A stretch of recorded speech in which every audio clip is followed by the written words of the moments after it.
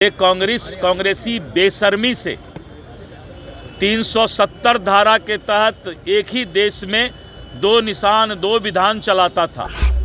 इन कांग्रेसियों को शर्म नहीं है कि आतंकवादी को पालने वाला कांग्रेसी आज आतंकवाद को समाप्त करने की बात कर रहा है। भारतीय सेना बहादुरी और पराक्रम के साथ अपना जिम्मेवारी निभा रहा है। ये कांग्रेसी जो है 65 वर्ष तक आतंकवाद को दामाद बना के रखा है इस देश में, और इसी बुलाने की बात कर पूरा संसद नहीं पूरा देश 140 करोड़ जनता उनको धन्यवाद दे रही है। इसलिए इस तरह की बात करने वाला छोटे दिल का इंसान हो सकता है, बड़ा दिल का इंसान नहीं हो सकता।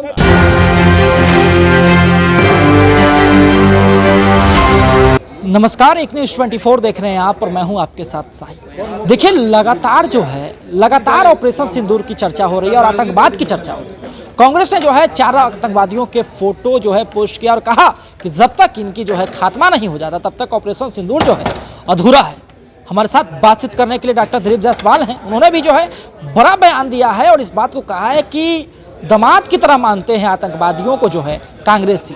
जी हाँ, कांग्रेसी जिन्होंने 60 साल से ऊपर आतंकवादियों को पोसा पाला। जी हाँ, बड़ा बयान दिया है डॉक्टर दिलीप जायसवाल ने, प्रदेश अध्यक्ष बिहार भाजपा के। क्या कुछ कहते दिखे, पहले आप उनको वीडियो में सुने। और आदरणीय नीतीश कुमार जी जो बिहार के मुख्यमंत्री हैं, उनके बहुत ही अच्छे समन्वय के साथ उन्होंने दोस्ती भी निभाई थी। और सुशील मोदी जी से हम लोगों ने 3 बातें सीखी थी।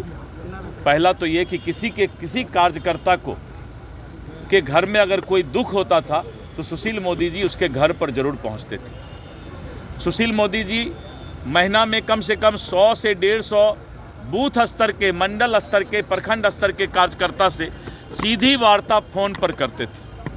और सुशील जी का सबसे बड़ा खूबी था कि वो अनुशासित थे, हर वक्त अनुशासन पर, और स्ट्रेट फॉरवर्ड सीधी बात करते थे कि ये गलत है और ये सही है। और उन्होंने हर वक्त जो है भ्रष्टाचार के खिलाफ, आज चारा घोटाला का जो मामला चल रहा है, सुशील जी ने भ्रष्टाचार के खिलाफ सदैव आवाज़ उठाया।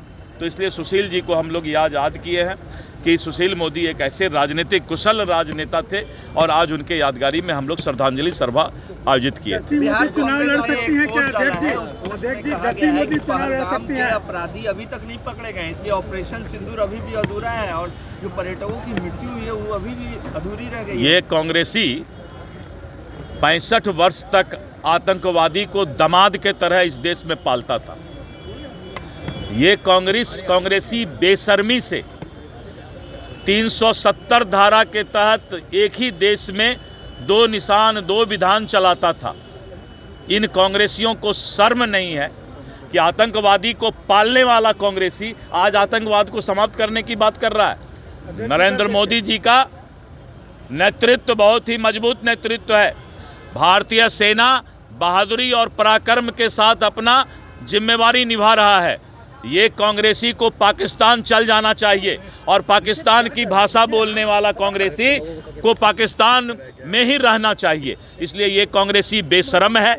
ये कांग्रेसी जो है 65 वर्ष तक आतंकवाद को दामाद बना के रखा है इस देश में, और इसी कांग्रेसी का देन है कि भिंडर वाले ऐसे आतंकवाद बहुत सारे लोग जो हैं इस देश के अंदर बंटवारा तक की स्थिति का समय पैदा करने वाला कांग्रेसी आज बेशर्म हो गया है। इसलिए इनके बातों पर मैं ज़्यादा नहीं बोलना चाहता हूँ।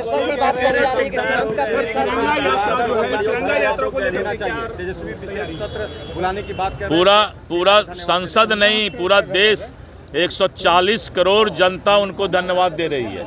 इस संसद में क्या है कि सांसद लोग क्या स्पेशल होते हैं क्या कि संसद में धन्यवाद दिया जाएगा? कि तेजस्वी जी स्पेशल हैं? कोई सांसद, कोई विधायक, कोई मंत्री, कोई नेता स्पेशल नहीं होता। 140 करोड़ देश की जनता आज भारतीय सेना को बधाई दे रही है, शुभकामना दे रही है। इसलिए इस तरह की बात करने वाला छोटे दिल का इंसान हो सकता है, बड़ा दिल का इंसान नहीं हो सकता।